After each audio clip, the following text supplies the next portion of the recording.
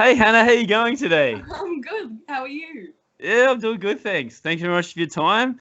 What time is it in LA now? We It's got 7:04 p.m. exactly. 7:04. All right, so excellent. So thank you very much for your time. I know you're a busy Yeah. girl with your Yeah, modeling and man.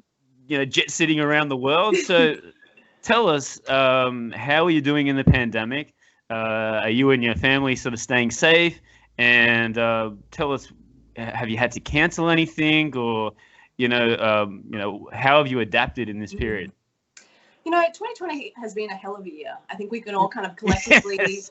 collectively Yeah. say that it has had a lot of turns, trials and tribulations. I ummed and ahed at the start of this year when the pandemic really hit here in America and kind of hit the world. I ummed and ahed. I was like, do I go back to Australia or do I stay here in America? Yes. I've been living out of Australia for the better part of like 13 years. Right. So, and I've been in LA for almost 10. So LA kind of felt like my home base. So I was like, okay, I'm going to stay here. But I innately am a very positive person.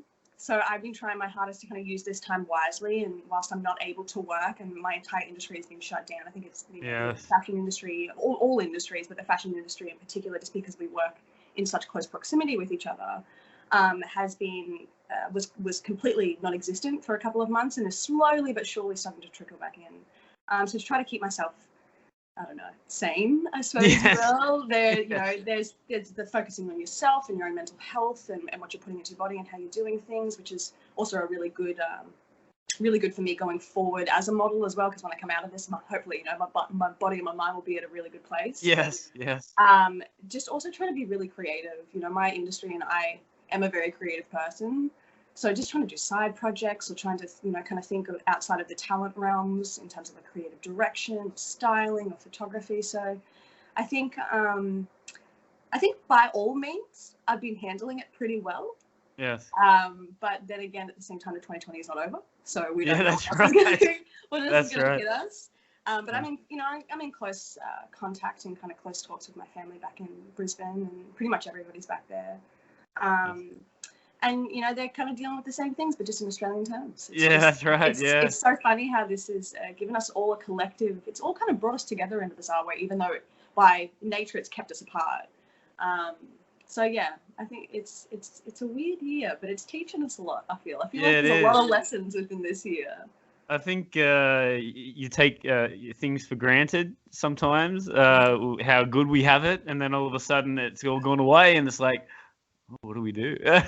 That's So, exactly right. And one of the things yeah, I sat there and I've had many conversations about is like, we've had a rare halt in time, probably one that will never happen in my lifetime or your lifetime or yeah, even maybe my children's lifetime. You know what I mean? This worldwide stop. But I think as a society and as a whole, we've gotten so used to consumption and yes, just distraction. And we didn't have a lot of those distractions when this came about. And I think we were really forced to look at ourselves and look at our own lives and look at how we operate, what we need, what we don't need. And so that's been a really like positive silver lining, I think. that's right. Yeah. Mm. Yeah, like music and with modeling as well. You just like you haven't done it, and it's like I want to do it. So And, badly. any chance that I get, like you call me up and I've got to travel 7 hours to do it. Okay, I'm gonna do I'll it. be You there. know. I'll be there because it's for the greater good. It's for the love of, for love of what you're Yeah. doing, being creative in any way, shape, or form, musically, with your body, with your voice, with, your hands in terms of photography. It literally is endless. Yeah. So do you have plans already plans after the pandemic, or is that it's still up in the air at the moment? You're still sort of planning things and Yeah, well, it's a little bit. My job in general is very difficult to plan. It's one of yeah, those things where I have, I have a couple of different agencies around the world, and I predominantly work here in Los Angeles. But it's day to day. I could know about a job next week, or I could know about a job right now that's for tomorrow morning. You know what I mean? It's very much yes, so. Planning in any kind of regard in my job is almost impossible. But I'd say like the plan for the coming years, I'm in the middle of renewing my visa at this very present moment in time. And if I do get oh another 3 years here in America, so trying to yes, give myself a loose outline, a loose goal plan of what I would like in the next 3 years, and hope yes, that I can kind of achieve it, or at least achieve some of it. So that, yeah. yeah.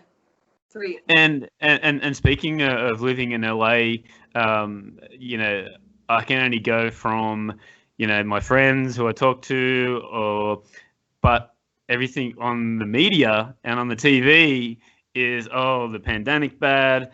You know, there's riots everywhere. So how is it living in LA? Like, you know, I'd rather, you know, listen to someone that's actually living there rather than the media. So, and listen, you I know, really appreciate that, because I think that, excuse me, even within my own family, coming up with what they had seen on the media versus what we were actually living here were so vastly different. yes. So thank you for asking about that, and kind of just, you know, kind of getting the intel from someone that actually lives here. Yes. In terms of the pandemic, it's just bizarre. I'm very grateful to live in America. Like I said, I've lived here for the last 10 years, and it's been a beautiful experience. But it is just very jarring coming from a place like Australia, where we care about each other and where the government has a sense of caring about the people. Yes. And so in terms of COVID preparedness and the way that they've handled it, it's abysmal, to be very honest. Like, the people themselves, in quite liberal places like California, you know, or especially Los Angeles, are doing what they need to be doing, wearing their masks, you know, kind of sanitizing things down, kind of going by protocol. But there's a large portion of the country that's not doing that, and they're outrighting over the fact that they have to wear masks. And in terms of like what, you know, the media has coined as riots, when in reality they were very, very peaceful protests. And I can say this from a first-hand account, considering the fact that I went to multiple of them. Yeah. It was simultaneously horrifying, eye-opening, disappointment in yourself that you haven't informed yourself more on the things that are going on in this country, especially within the Black community. Yes. And to be a part of these peaceful protests was such a, like I said, there was a complete dichotomy between them, because it's so horrific what you're actually doing it for, but the power of the people and the love and the togetherness was something that I hadn't felt, to be very honest, since I'd been back in Australia. Yeah, right. It was this real sense of like, no, we are here for a purpose, we're doing this thing. And the only times it ever really became violent was when the police kind of started to push people into, you know, little groups, or if they were. And that's when the cameras started filming. And that's when the vandals come, because they you know, they're just lighting fires, because there are some people who are just fire starters in this world, and they kind of attracted to that they try to swing it the other way. So yeah, it was very disheartening to know that a majority of the people that I knew back at home were seeing a very false sense of what it was. Yeah. But it will go down as some very strong memories in my life, and something that was very impactful. Absolutely. Sure. Well, I saw on your Instagram, and I was going to talk about it a lot later in there, but we met. The topic is so let's talk about it now. I really liked how you had this. It had the first picture was support, the second one was educate, and then the third one was donate. I thought that was great. Thank you. Are you like speaking out for this sort of good cause? Yeah, I've never in my, especially within the social media realms, ever really been too loud about anything. You know, I kind of post my work on there because it's not really, it's a job. Social media is a job for me. It's a extension of my career, and I just treat it as such. But when I've always been a very big, very, very passionate in human rights and just treating everybody equally. I actually have a saying that my grandfather said, he had tattooed on my wrist, which means first among equals, always and ever. Treat everybody equally, no matter who they are, what they do, until they give you a reason not to, basically. Yes. And so, like I said, there was a lot of disappointment in myself and anger at myself that I hadn't done the research, or I hadn't kind of opened my eyes. I'm a white woman, I've been walking through my life, a white woman who's a model. So I've had the nth degree of privilege when you really look at it. And so I kind of just looked at my own life and when what was happening here, and it was so strong, and it was, like I said, every single day. And let me just tell you, it's still every single day. Just because the media is quieting down, every single day we're getting news alerts that another Black man or woman has been shot in the back or murdered or something like that. So it's, it's an onslaught of things that are happening. But I just, I thought to myself, if I have 40,000 people on there and 5% of the people go on to that and click those things, and another 2% of those people actually donate, then in some way, shape or form, I've helped. And that's what I can do out there, along with donating my own money and using my body in terms of the protests. My biggest thing, I think, this year and going forward in my life is the education of myself and the others around me. Yes. To inform myself on what's going on, how I can help, how I can be a voice, and be a voice that's listened to just purely based on the privilege that I'm allowed being a white woman. You know what I mean? So yeah, I would say I am wholeheartedly for human rights. I'm wholeheartedly for equality for men and women. And yeah, it struck something inside of me. It lit a fire inside me where I was like, this will never go out again. This will never, this will never be quelled, because this is something that needs our attention. And sorry to get away from US, but I've lived in China for 4 years, and coming back to Australia, I mean, I've always thought as Australia, just like you, it's my home, it's my, but when I come back, all the media were there at the Sydney airport, and Shanghai to Sydney, and it's like they're just waiting for someone to come, and I just feel sorry for the Asian people that have come, that actually live here, and they just see someone just down the street, and I just. They're like Australian. They're Australian. That's not Australian. You know what I mean? No, and see, but that's the thing. Is like, and it's obviously you and I have, we're raised the same way. It's like, that's not Australian. That's not how I was raised, and that's not how you treat people. Yes. It's pretty. To me, it's common sense. To me, it's kind of just ingrained in me. Yes. Thank you, mother, for that. But you know what? It doesn't make a lot of sense to me, and same with the Asian community here.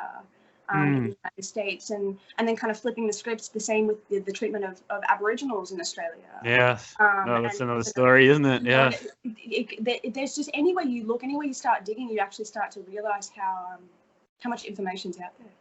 But the thing is, and I really like that you're always learning, so that's always great. Man. That's great. I think there's not a day that I'm not learning just in life, but then if you're really searching things out and you're really looking for it, you can inform yourself in a bit. Don't get me wrong, there's a thing as it's too much information and over-informing yourself and, absorbing too much information. But I like to think that I've got a good balance of making sure that I'm informing myself from many different sources, so it's not just a one-sided argument. And I love having conversations with people who have the complete opposite thought process as me, because then it makes me grow as a human being, and then hopefully we learn something from each other. Hopefully change. That's right. Yeah, absolutely. Yeah, I agree.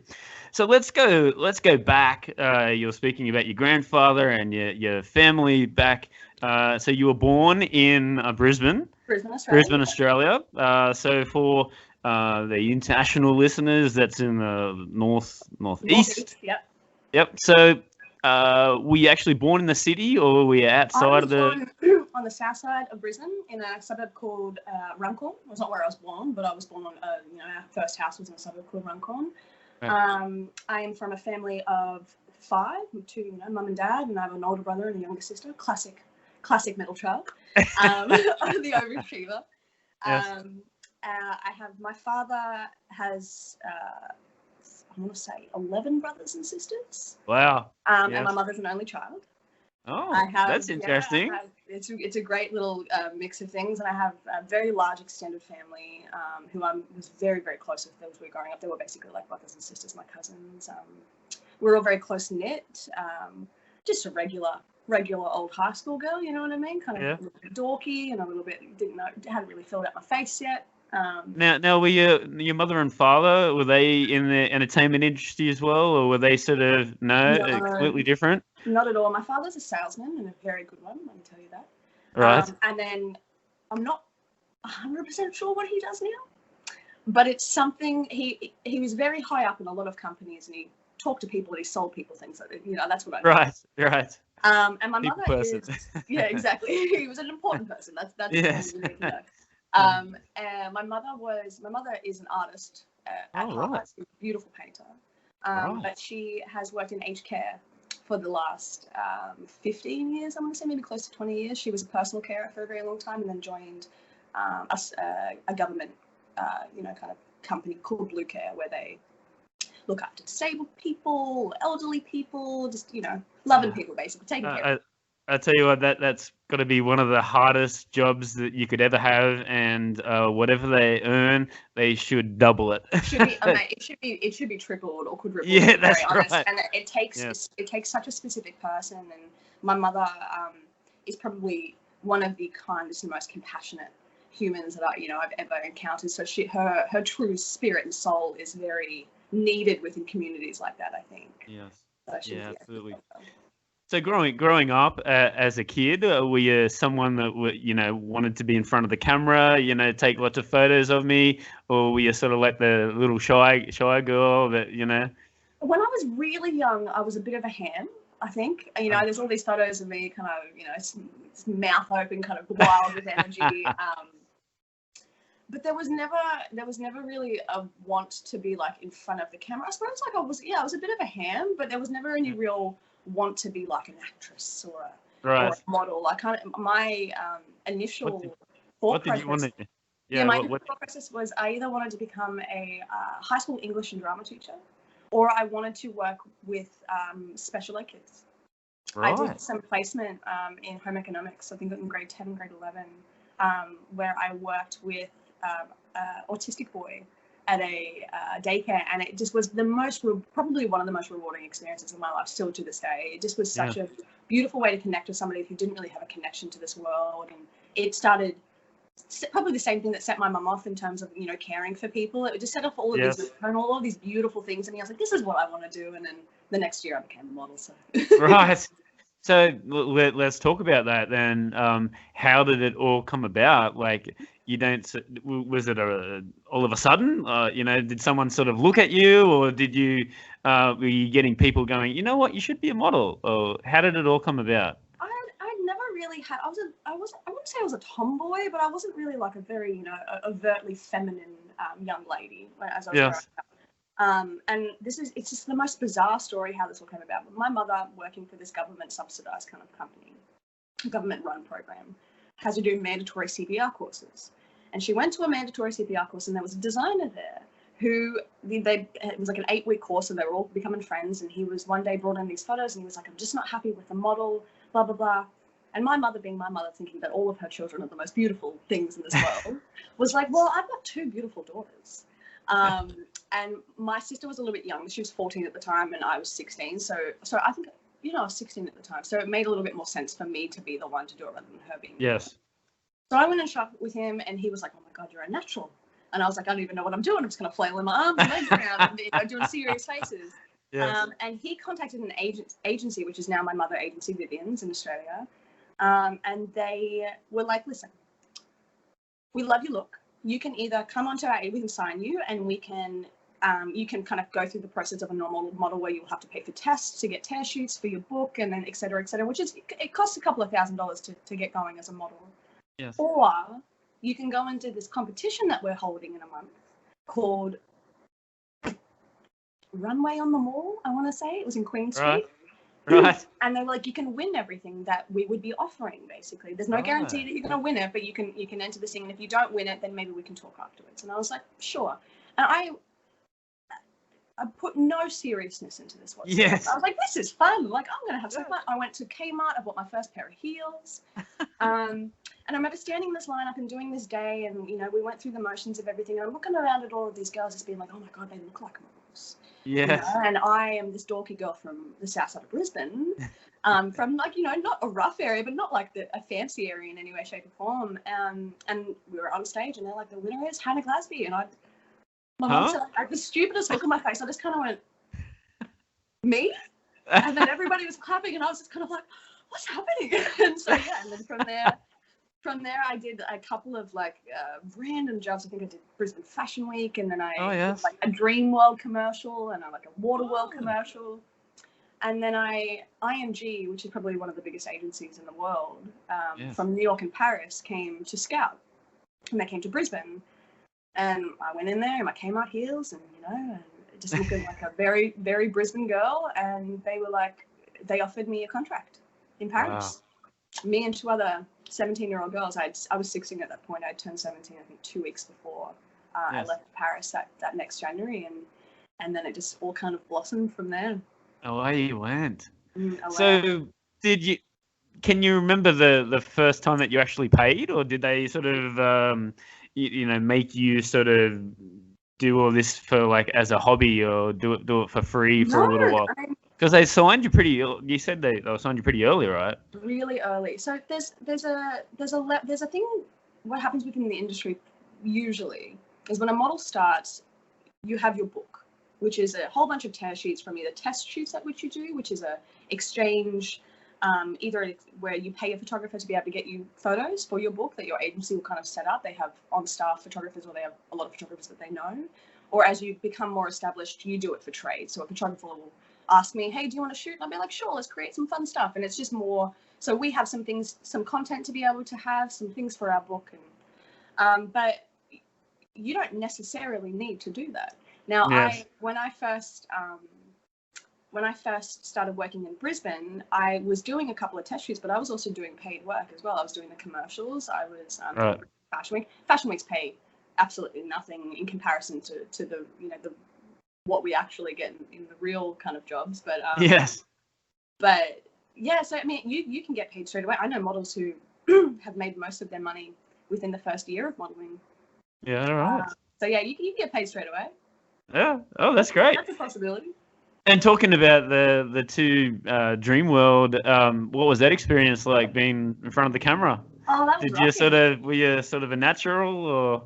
I think being so young, I had no inhibitions, and I had no shame about myself. And in some small way, I don't really still have any shame about myself. I would like to think that I could keep that throughout my life. Yes.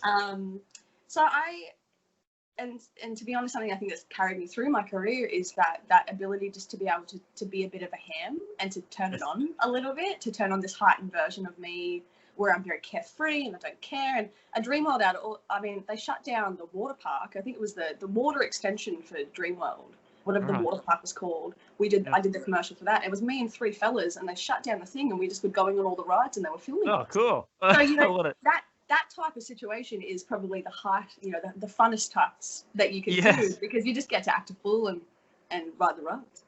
Yeah, that was great. That's amazing. That's amazing. So you were working around like Brisbane. How long were you in Brisbane, like doing that? It would have been a couple of years, right? Or was it? What's that? I'd say 6 months. 6 months, right? Yeah. And then did you go to Los Angeles straight away, or was it like So where did you go after Brisbane? So Brisbane, I started in Brisbane. I moved to Paris. Like I said, I think it was like 2 weeks after I turned 17. It was the first week of January. So tell us about that experience. I mean, 17 years old, going from a girl from Brisbane, outside of Brisbane, to one of the biggest cities in the world. Fashion. So tell us. That whole experience. It would have been a very jarring experience for anybody, to be very honest. But I lived my father was very protective. We lived somewhat of a sheltered life, so I didn't really have a full understanding of what I was getting myself into. You know what I mean? Paris sounds like this beautiful, faraway place, but actually living it was a very different reality. Yes. It was a shaping experience. I can say that. For sure. It had a lot of beautiful moments. There were a lot of triumphs. I was very successful my first stint in Paris, actually all of my times in Paris, which I was very thankful for. But it was very terrifying, to be honest. Yes. Like, it was a situation where I'd been thrown out to this big bad world. All of a sudden I was... Different language. Didn't know the language. Was dealing with people who were twice my age. Yeah. Getting myself from point A to point B in a foreign city. And just having to make sure that I was keeping myself safe, you know what I mean? So it was a highly stressful environment, but it was fucking cool. You know what I mean? I was 17 and I was in Paris. I was running amok. I was living a life. It kind of felt a little bit like imposter syndrome. It still does in a way. I kept kind of snapping my eyes open, going, "Is this really happening?" I'd wake up in Paris and be like, "Am I in Paris?" And be going and so my first couple of weeks were great. I went there specifically for Haute Couture Week, which is the high fashion runway shows. Right. And in my first season I booked 6 shows, which is pretty good for a girl especially from a girl from Brisbane. In my first season I worked for Chanel and Hugo Boss and Christian Dior, so all massive kind of designers, and that set me off on a decent career within Paris. Like there's a lot of money to be made there, but it's also as a model coming in, you're paying thousands of dollars a month in model apartments, and you're paying thousands of dollars to get there, and thousands of dollars whilst you're walking around and running, and then they take their agency fee, and then you have tax on top of it. So, you don't usually walk away with a lot of money from experiences or these 3-month stints that I would go and do in Paris. Yes. But it's a hell of an experience. Yeah, absolutely. Yeah, and like I said, kind of really shaped me into the human I am today, I would have to say. You just see the smile on your face when you talk about it. You get the. Well, because it's as many like gnarly, crazy things that happened. I still look back at it with such gratitude, going, yes. Like, how did I do that? Like, how did that happen? And how did I live that life? And that's my life when I look back on those memories. It's not just a movie. Like, it made you stronger too. So, how did you fit in with the other models? I mean, I'm sure they weren't all 17. That would have had some older. So how was it fitting in with them? And did you have friends like in Paris to sort of guide you around, or did you have a manager or someone like that to sort of help you? I was very fortunate that I went over with two other girls. Oh, right. Okay. One of which that became like my, really close friend for a good couple of years as we were gallivanting around the world, mostly in similar or same places. So it was nice. It's a little bit difficult, especially in climates like Paris or New York, which is highly competitive, to have to be like very jovial, to be like super friendly with models, especially when you're going on casting, especially when you're going on 10 castings a day and you're being made to wait for an hour outside each one of them. You're a little bit pissed at the end of the day. So casual conversation doesn't really happen too often. But back then it was a little bit more competition based. And now, say for instance, here in Los Angeles, I have a couple of friends who are models, and the industry is a little bit more relaxed here. So there's an opportunity to be able to form friendships. And I know so many models that have a plethora of model friends. Yes. So there's definitely opportunities to make it, but in the early days in a place like Paris, yes, you don't get too far if you're trying to make friends. You know what I mean? Now, did you pick up on any of the French? Un petit peu, like I used to understand a massive amount. I felt like I couldn't ever speak it properly. Like I could say my name, I could ask kind of a little bit of directions, I could ask for a baguette. Like things to be able to get me by. Survival. Exactly. Yeah. But I kick myself almost on a bloody weekly basis, not learning that beautiful language, because I had the opportunity. I was there. I was immersed in it. I may as well have just like sunk it into my brain. But one day. Yeah. So you're in Paris. How long were you in Paris for? I would say out of a year span. Well, let's put this over a 2-year span. I was probably there for about 6 months, and then and then another 2 months on top of that, kind of traveling back and forth between Germany, Milan, a couple of trips to Denmark, so just traveling within Europe. But I was in Europe, say, all up about 9 months, 10 months. Right. And then obviously you're getting a bit recognized now in the fashion model industry. So what was your plan after Europe? Was it your decision to sort of move to the US, or was it sort of like a combination of a couple of things? To be very honest about the situation, I had a very successful career for about 3 or 4 years, traveling between Europe and Australia and Sydney, and working very, very heavily in Sydney. And then I just got to the point where I had been worked so hard for such a long time, without a break, without seeing my family. I was very lonely. I was using a lot of things to kind of cope with the situations. Yes. And so after, my beautiful mother was like, I think you need to come home for a little bit. And I was like, I think you're right.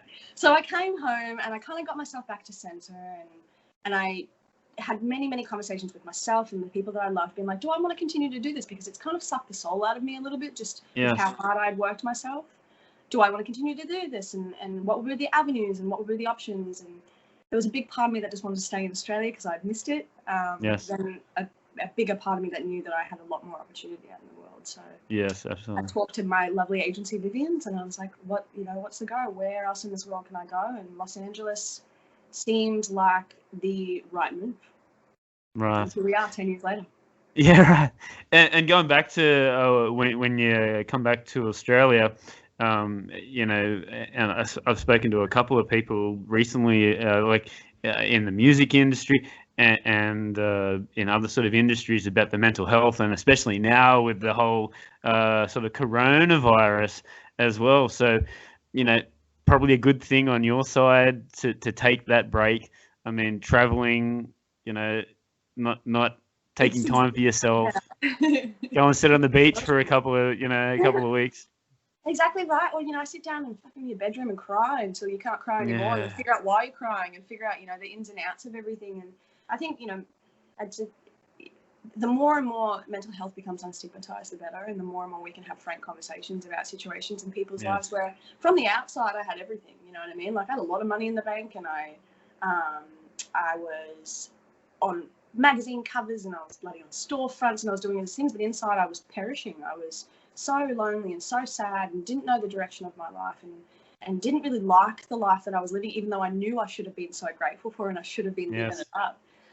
So taking that break really allowed me to focus on what I wanted to do and how I wanted to do it. I came here to LA, and the first couple of years here, I killed it. I smashed it. Yeah. It was a good time, and it was really wonderful. But then, after a couple of years of doing it and working myself to the bone, again, I had to take a step back and go, all right, how do you want to do this? Is this the right thing for you? Can you handle this? And every couple of years, it's that same thing.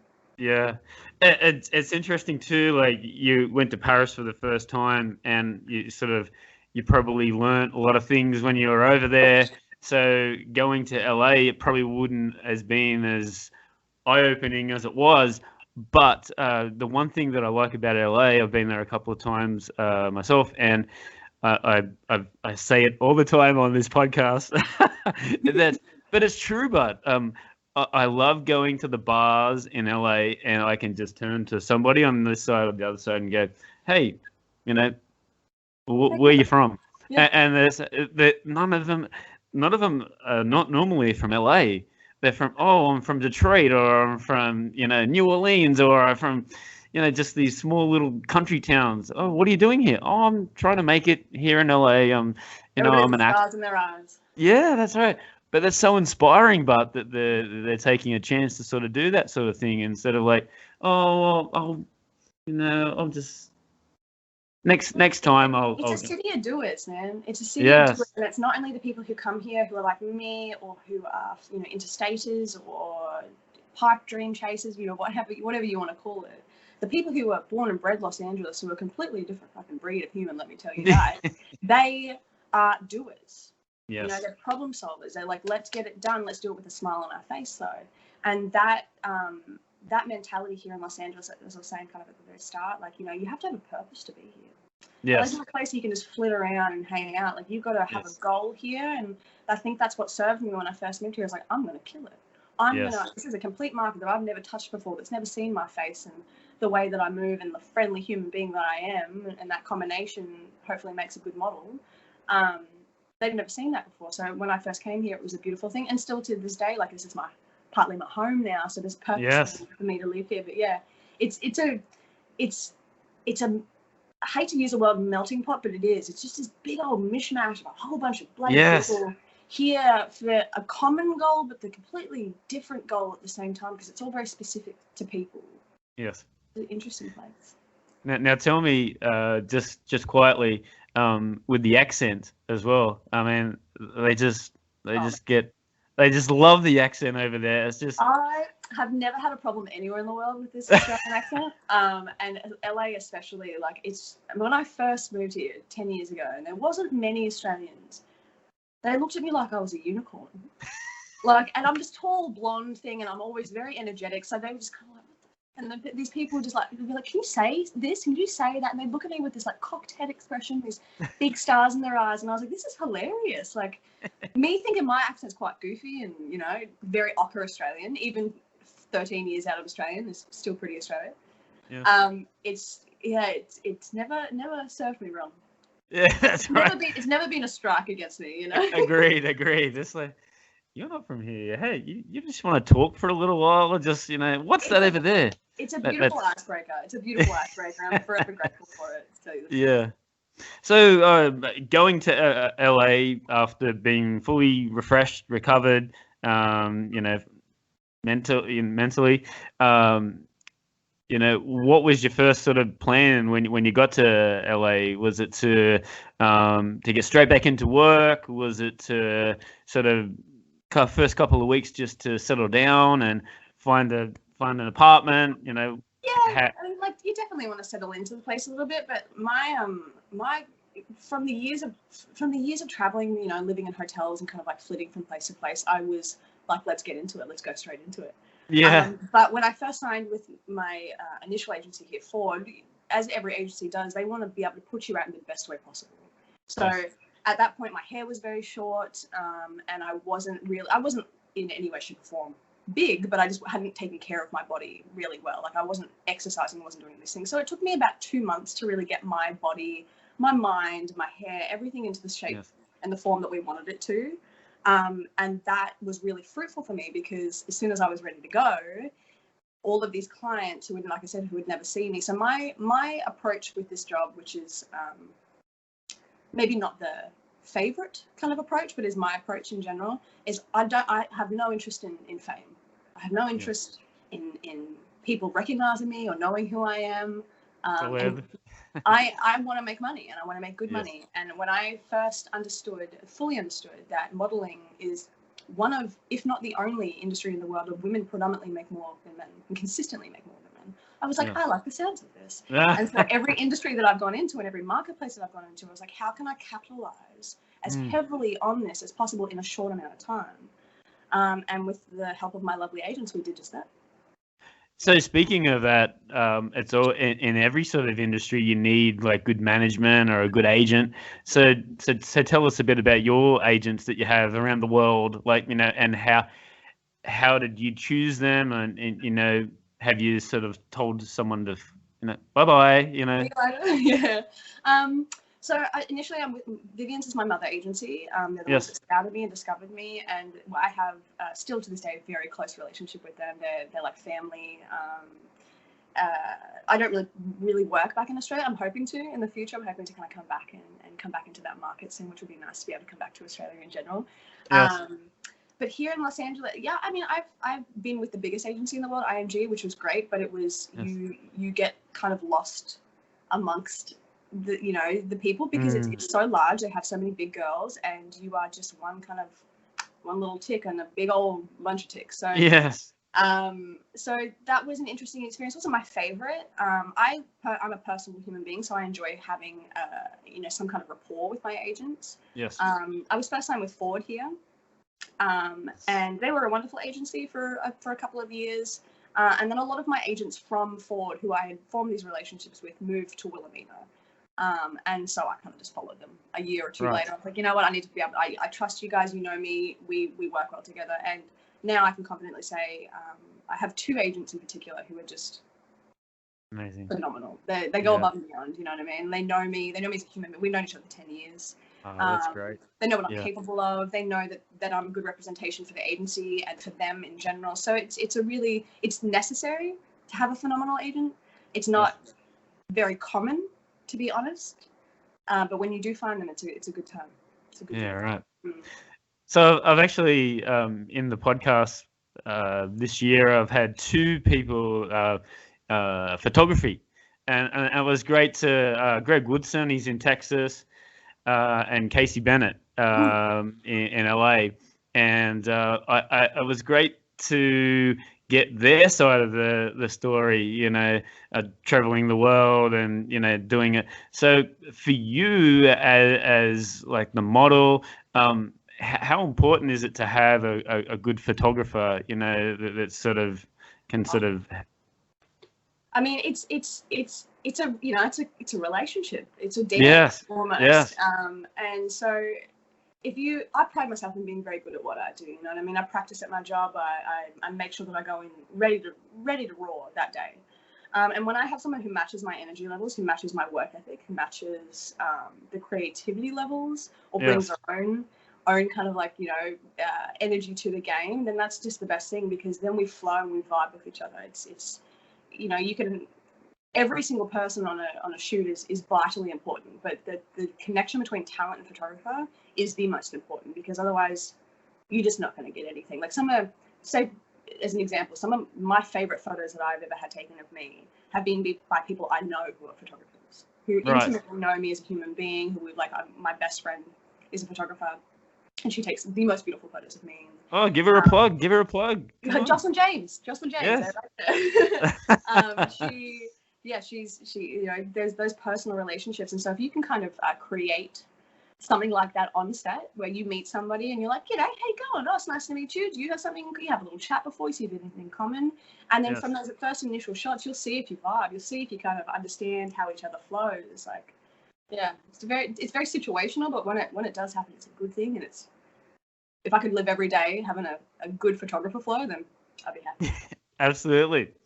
And it's one thing that I'm always interested to ask, and I know it's a bit of a cliche sort of question, but in terms of you were talking about it while you're in Australia and before when you come to LA, about keeping fit and how do you stay sort of the slim, how do you keep that? Because for some people it's very difficult. They could have one chocolate and whoop, so for you, is it good metabolism? Is it just, or how do you sort of do you have a routine of exercising? Tell us about that. Genes definitely have something to play with it. I can't take credit for it all. As I got the tall and skinny gene from both sides. My dad's side's tall and my mum's side's skinny, so I got those two. Great combination. But me personally, like I've been a vegan since January. I was living a predominantly plant-based life for the last 2 years, for health reasons, but also for kind of moral reasons and environmental reasons and such. It's one of those things I've learned after years and years and years. And don't get me wrong, like I used to be the type of person that would drink a Diet Coke and eat a Twix bar for breakfast, eat McDonald's for lunch, and eat pizza for dinner. I had no understanding of nutrition. I had no understanding of stamina. I had no understanding of like what I was putting into my body. Plus, I was very young and my metabolism was just eating it all up. Yes. Within the last 5 years, I'm what they call a seasoned model. Like I've been in the industry for 13 years. I'm 29. I'm about to turn 30. That's seasoned in a youth-driven business. Sorry. Just talking about that, like, what is the age? I mean, you've still got real famous models that are in their 40s, but is there sort of an age thing? Because like the fashion model to me is like what do the fans want to see? What do the people want to see? The industry's changed vastly within the last couple of years, but it literally just depends on how long you can keep yourself feeling and looking good, how long you want to be in the industry for, and how much of a demand there still is for you, because you can transition into different markets. Like, say, for instance, I'm still doing the young woman, mid-20s to 30-ish range right now. But if I got up, when I was 35, I could be doing the 40-year-old range, because even though I'm 35, they want someone that looks a little bit younger, like just the So there's I know models who are 60. Yes. You know what I mean? So there is, if you still want to do it, then there will definitely be avenues for you to be able to do it. But it's more about, do you want to do it? Yeah, that's right. That's the real question. Yeah. But in terms of like health and fitness, so about 5 years ago, I really took a look at my life and what I was putting into my body, and decided to do a bit of a 180, because I was like, I don't feel good. And I don't have a lot of energy, and I feel just really tired all the time. I couldn't figure out why, so I started eliminating a lot of things from my diet. I started doing yoga extensively, and about 2 years ago, a personal trainer, which was the best decision, I think. I mean, granted, an expense, and one that I can't really afford at this very present moment in time, so I had to let him go. But the last 2 years, the understanding he gave me of my body, of what it's capable of that strength is sexy, and strength is needed especially for women. Like, you need muscle, you need these things to be able to survive. And in my job, the level that I do, the amount of energy that I put it out, I really needed that energy. So that, combined with a plant-based and a vegan diet and lifestyle, really helps me keep my body in check, because I look in the mirror and I feel healthy on the inside and I look good on the outside, and that combination is what I'm saying. Because you can look like this but you can do it in a very unhealthy way. Yes. And I've seen it happen too many times. And so I just really didn't want to.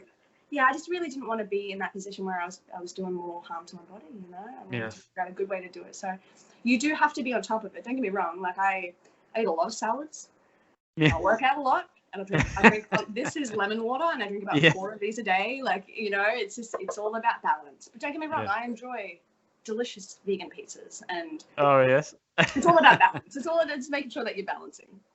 I'm sure there's plenty of places in LA where you could get a nice little pizza there on the strip. Some vicious vegan things. Ridiculous. So tell us, you've been everywhere around the world.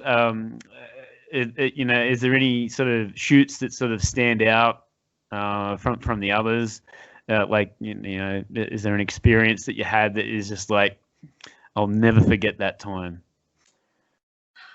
I think very early on, walking for the Chanel show was a really big thing, just because it was so big within the fashion industry, but yet I was so naive and didn't really understand what it was. And I still have flashbacks from it, being like, wow, that was a really prominent experience within my career, and something that I should always kind of remember. So that was, and it gave me a lot of clout, to be very honest. It gave me a lot of credit within the fashion industry when I came back to Australia, being like, oh, she worked for Chanel. So that was a really beautiful thing. So again, sorry. Did you were you nervous for then, or like you said when you were young, it was just like, I'm just gonna do it, you know? Oh, it's just la da da, kind of just it just in my own little world. Like I couldn't describe to you how naive I was, and just so youthful. And so when my agents called me to tell me that I booked the Chanel show, I was like, is this good? Are we happy? And they're like, I guess we're fucking ecstatic. And I was like, like I didn't get it. And, you know, I met Karl Lagerfeld, and he stood in front of me, and I sat down and had a conversation with him, and it was brief, but beautiful. And I was like, he's like, where are you from? And I was like, I'm from Australia. He's like, I love Australians. My older sister was Australian. I was like, wonderful, amazing. And that's so cool. that was a really wonderful experience. I have been very fortunate, very blessed to be the face of a makeup company here called Too Faced. And I've had my face hand painted on a mural on the side of, you know, a building in New York, and I've been on billboards for them everywhere, all around the world. So that's a pretty cool experience. Yeah.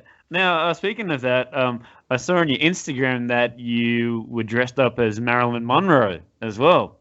Now tell us a little bit about that. That one was with the dark lips. Yes. Yes. So that was one of their campaigns. It was their mascara called Better Than Sex, and at that very present moment in time, I had brown hair, and that was a wig. And they were trying to go for a like Madonna, Marilyn Monroe-esque type of vibe, because it's a little sexy, it's a little punky what their mascara is. But anytime that I get made up into that beautiful icon, anytime that I am in any sphere next to her or near her, then that's always a good day. Yeah. So, you know, being on billboards and in magazines, how do you sort of deal with the pressures of, you know, being that, you know, in the front, you know? Is it a burden for you? You seem like the person you just want to be, you know, just leave me alone. It's a very like out of body experience, because you sit there and you go, I know that's me. Yeah. Like I understand that that's me, but also at the same time, it's got layers of makeup on, layers of Photoshop, all of these kind of things. I think the only thing, and as strange as it sounds, I was just felt like I was going to disappoint people when I walked into the stores, because I especially back then, very rarely wore makeup, never did anything to my hair, was in oversized t-shirts and long pants, like just didn't look like a model really. Yes. And I'd walk into these stores, and my friends that I was with, or if I was back in Australia, my mum would be like, that's her. And they'd look at me and go, really? And so that was always like a weird fear, but no, there was never really any pressure, because it was, like I said, it was a job to me. I never looked at it being like, oh, look at me up in this billboard and this is amazing. I was like, I did a good job with that modeling. I'm really happy that they picked that photo. I'm really happy that I did that. I'm really happy that I practiced that one move that got into that they chose as their hero shot. You know what I mean? That's how I kind of analyze it. Now, did you have to do training? Like you said that when you first did it in Brisbane, you were like, okay, going to get up and do it. did you actually, when you got to Paris or when you're in LA, did you have like a coach that sort of guided you, or did you still sort of did it your way? So a bit of both. Like the competition that I won, one of the things that I won in this competition was an etiquette class with a former model of Vivien's who was doing these, and it was kind of half an etiquette class and half instructional how-to of how to show up to set, how to do all these things. And excuse me, what she taught me in that class, just in terms of like what to bring onto set and how to prepare and how to arrive 5 minutes early. I mean, that was always kind of ingrained in me from my upbringing. But how to arrive 5 or 10 minutes early, and how to, kind of just these little things. And then Paris is the best training ground any model can ever get, and like, anywhere. It is so harsh, and it is so unforgiving that you either need to pick it up, you either sink or swim. That's it. You either learn or you don't, and then if you don't learn, you're out of there. So you have to pick it up very quickly. But I learned unbelievable lessons in terms of that have carried me through, and that I know that have been part of my success in Paris. Right. Sure. And even with LA as well, it's a bit of a sink or swim in LA as well. I've got some actor friends that are trying to get into the Hollywood sort of industry, but they do a few good things here in Australia, then they go, oh yep, I'm going to go to LA, and that's like they're just big fish, small pond, and then they do small fish in a big pond, and it is terrifying. So what advice do you give to, like an inspiring actor and an inspiring model, from your experience? I would say the best thing that you probably can do is just not give a shit about what anybody else is doing. Because as soon as you start comparing stuff, as soon as you start getting really caught up in the fact that people are doing things that you want to be doing and how you want to be doing, that's when you lose sight, and that's when you lose motivation. So if you're going to brave a place like Los Angeles or a place like Paris as a model, you've got to come in with a thick skin, with a plan, and with the knowledge that it may not work out, and that's okay too, because you gave it a go. Like LA is a tough place, and I always kind of subscribe to the way of living. If you can survive here, you can pretty much survive anywhere. Yes. In terms of just like operating within a world. So yeah, I would just say just stop comparing. Don't compare. Just come here with your own goal of how you're going to do it and what you're going to do, and most likely you will succeed. That is great advice. And I'm always interested as well, because even musicians, actors, anybody that's in like social media, I mean, you're putting on, you've got like lots of beautiful pictures on your Instagram and Facebook and all that. So stalkers or crazy people, does that affect you? Does that people writing bad things about you? Is that something that sort of affects you, or is that I mean, I'm human, so there are the nasty comments or the unnecessary comments sometimes, or just to be completely frank, sometimes when people send you unwanted photos of their parts of their body, where you're just kind of why did you send me that, and what was the purpose of that? There's I'm human, and sometimes it gets me, but then also at the same time I think I'm so desensitized to a lot of it, just purely because of the industry and purely because of the things that I've had to do, and the ways to survive almost in this industry. It doesn't really bother me too much now, because like I said, I'm in my own little world. I'm focused on myself, and I'm focused on people that I love. And like if someone was to sit behind the keyboard of a bloody computer and shrouded anonymous and be like, you look ugly in this photo, and be like, okay, cool, that's your opinion. Sweet. Yeah, that's right. Have a good life. I love that attitude. I just love how it's just like, because what are you going to do at the end of the day? You know what I mean? I'm not going to change that person's mind. And then also at the same time, it just takes so much of my time and energy. Yes. To go and support this person when I could be playing the ukulele on the balcony, or I could be walking my dog. Now, speaking of which, I didn't know that you're quite the singer, the vocalist. I have a sing to myself, and I can sing a tune, but I wouldn't call myself.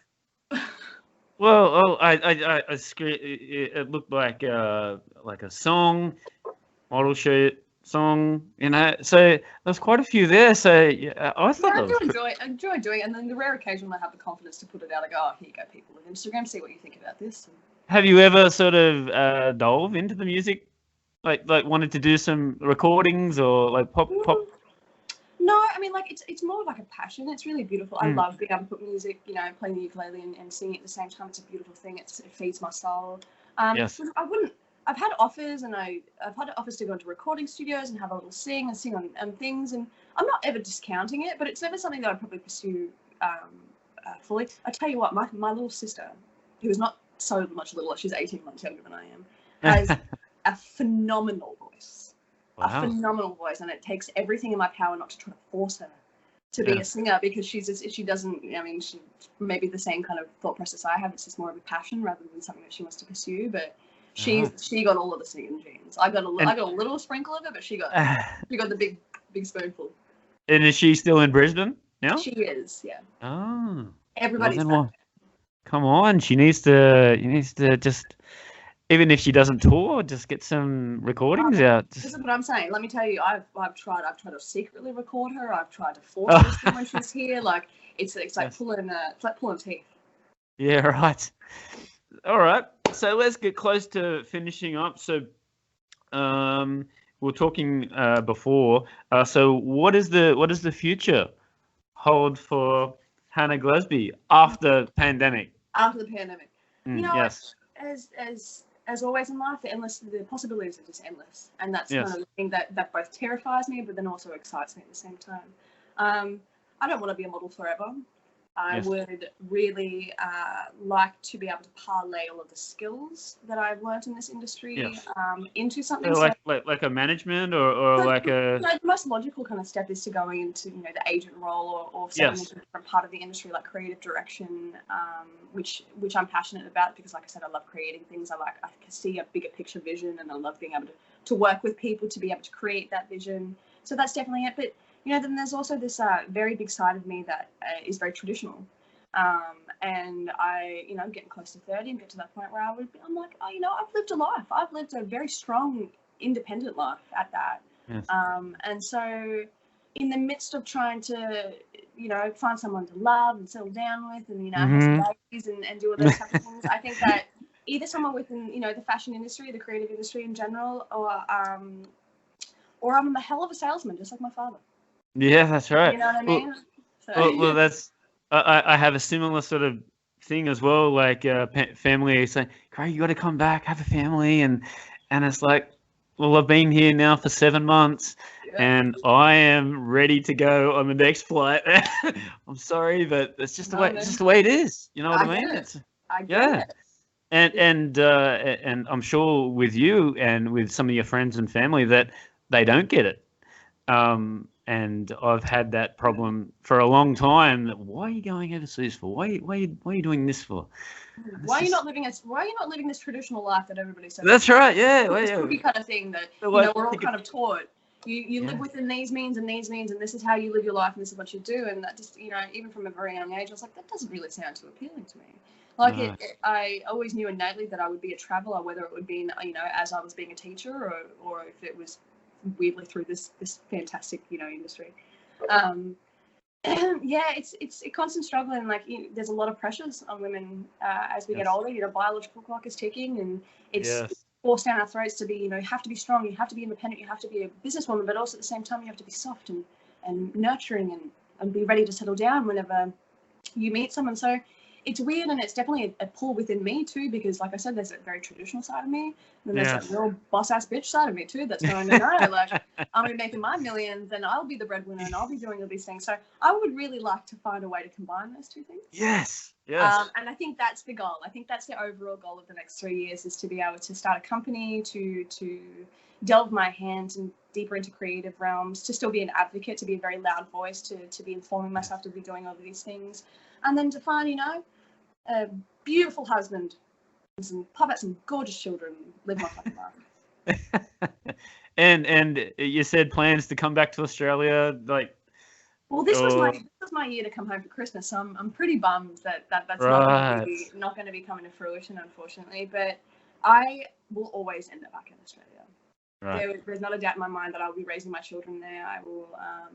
The morals, the values, the landscape in general, it's unlike anywhere else, and I valued it so highly. I value it so highly, being out in the world and having those traditions and having those those things installed in me as a true blue Australian, a proud Australian at that. Agreed. So it's to have that too. Yeah, I totally agree. You know, you travel the world and you know, education, health, you know, when you're thinking about a family, education, health, and you know, the what you're living in, man. Like, what you yeah, got, that's what right. go outside to? Where? That's You right. drive half The an beach. hour, where are you going to? Exactly. That's exactly right. So Yeah. that quality So, of living, I miss. yeah, the quality of life to come back here. So yeah, I'm the same. I'm with you. I'm with you. It's the only way to All do it. right. So and do you want to talk about your social medias? Do you want to promote anything? You know. Let me say. I mean, like I said, I'm not. I've just started down, and it's a very touchy and weird subject, just purely because of the stereotypes surrounding it. But you know, we're in the middle of a pandemic, so I'm sitting here going to myself, I'm not working. You know, running through funds very quickly, you're putting out a lot of money, not having anything come in, and there are all of these online platforms being started for creators, for influencers, for models, for actors, for all these people to connect with their fans more. And so I started on a platform called OnlyFans, which in its stereotype has been used predominantly through the porn world, or like sex workers and things like that. It's becoming normalized now as more people like me start utilizing the platform. So I decided this thing a month ago. It's literally for me to be able to, you know, like I said, I treat social media like a business, basically. Yes. Like, I don't really like having a chat to people. I just post, you know, a selfie on there on my work. I'm like, g'day, how you going? Good morning, sunshine. And so starting this platform, I was like, I really want a way to be able to connect with the people that have been following my career for a long time, that just want to get to know me a little bit more, or vice versa, or just see some of the behind the scenes things that I'm posting on there rather than on my Instagram. So probably the only thing I could plug is that. OnlyFans at HannahGlasbyBTS.com. And I'm trying to find the other one.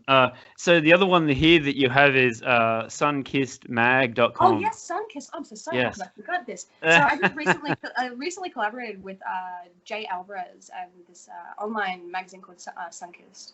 It was with my beautiful best friend Jocelyn, Dr. I was talking about. They came to us. My agent actually came to me, and he was like, we have this idea, and would you like to be able to create some content for this? And I was like, I would love to.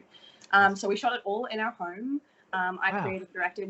Both me and Jocelyn creative directed it, and she shot it, and I was a talent. And yeah, it's $19.99, so you know, it's not super cheap, but it's also not crazy overpriced. But it's a whole bunch of like uncensored, really fun photos of just me lying around at home, rolling around, having a good time, eating some watermelon, eating some honey, just, you know, doing crazy things. So it was such a beautiful experience. So easy, such a beautiful experience. And all the people who were involved were so lovely too. So we're really hoping it kicks off and we can do more of these. So the more successful it is, the more we can do. So please, people.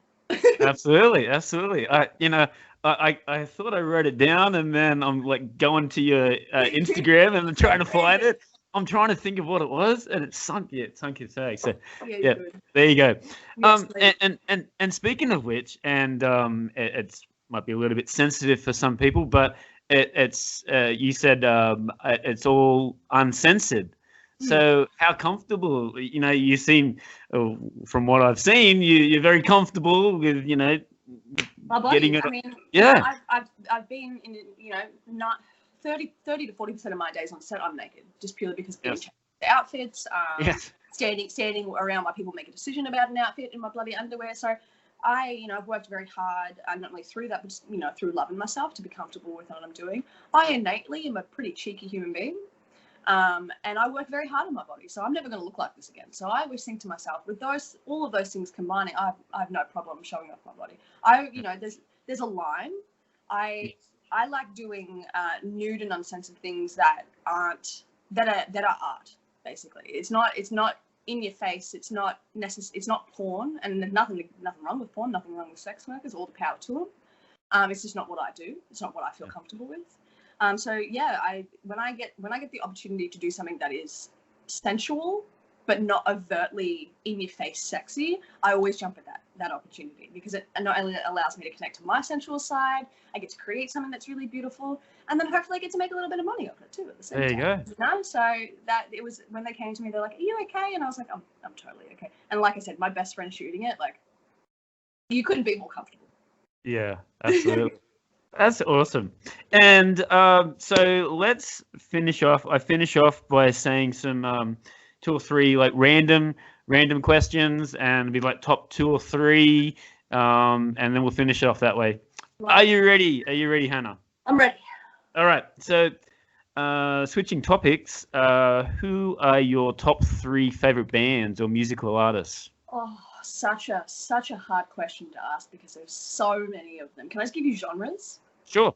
Okay, Sure. So classical music in the morning, 100,000%. I start my day and end my day with Claire de Lune. Brings me in a very good place. I love really emotional songs. I love sad songs. I love things that just make you feel. And I also love a little bit of screamo. Oh, there you So I go. feel like it gets you angry out, gets you a little bit of Marilyn Manson goes Bit of energy. Yeah. Come on. And in terms of actors or actress, who are your top 3 or 4 favorite actress? Oh, okay. So Robin Williams, very, very high at the top of that list. Just such a beautiful soul in general too. Would have done anything to be able to spend 5 minutes in front of that man. Yes. Juliette Lewis is in a couple of my old, really favorite movies. What's Eating Gilbert Grape being one of them. Yes. I just think she's so beautiful. I think she's so kind of stands the test of time. She's such a badass too. Bit of a role model for you. Yeah. She's just a rocker, man. She just doesn't live by any else's rules, and I really like that. And a third, listen, I'm just gonna have to say Morgan Freeman. Oh. Because how can you go wrong? That's right. I don't think he's done too many bad films, and he's very, very, very. Again, he just looks like a gorgeous human. Like you just look like you want to give him a hug. Yeah, and sports. Do you have any coming from Brisbane? So are you like a rugby league, Broncos? Obviously, state of origin, Queensland. Like yeah, got to represent. Loved watching rugby when I was younger. I played netball. All right. When I was younger. Yeah, me and my sister were. Being nearly 6 foot tall, of course. Yeah, it always helped. Yeah. But now here in America, you know what I really like? Ice hockey. Yeah, right. That's a good time. They just beat the shit out of each other. Oh, they're all kind of in a part of the game, and a lot of energy there. It's a good energy. I'll tell you what, Hannah. The one time I went there in LA, I went to the Staples Center and saw the LA Kings play, yes. And I didn't know the rule where if they start fighting, the referees can't come in until they both hit the ground, the ice. So all the rest of the team is just like sitting there watching, just like watching and they're just belting each other, and it's like, this is awesome. It's amazing. I've never seen a sport where you can beat the shit out of each other and be part of the sport, and the referees like, oh, I can't touch him yet. They got their gloves off and they'll just belt them in the head, and then finally they're just like, oh, they're not slowing down, and they fall the ground, and it's like the referees grab them and throw them in the sort of like the sin bin or whatever, and it's like, boo, keep it going. One of my favorite things is when they just smash each other up against the wind. And get out of the people behind. Yeah, we don't get that in Australia, so It's not rugby though, where they still beat the shit out of each other. It's still the toughest. I still think it's one of the toughest games to play. When the American people come out here, it's like they've got no helmets. They got no nothing. So, no, they can't get over it. And then I keep trying to explain to them, I was like, it's actually a lot better for you not to wear all that padding and all those. That's helmets. it. You can feel how hard you're being hit and like it just etc. And they go, no. I'm like, well, it's all right. You're just playing a pussy version of it. Football. We'll get over that. The old hard Australian, tough. And who is your biggest hero? It's a hard question to say because I think there's a couple of people in my life that really just. Okay, I'd say my mum. Yeah, she goes right top of that list. She has had a very hard life, but every single step of the way, she has not only brought joy to herself, but brought joy to so many other people. And I think that kindness and compassion that runs through her really runs through me as well. And so as a role model, like I look up to her strength, her motivation, her love and kindness for this world, like untouched. Absolutely. That's a good way to end it, I think. Yeah, And anything that you would like to say to the people of Australia? My main listeners are from Australia, but I've got some Russian and China and Japan and New Zealand.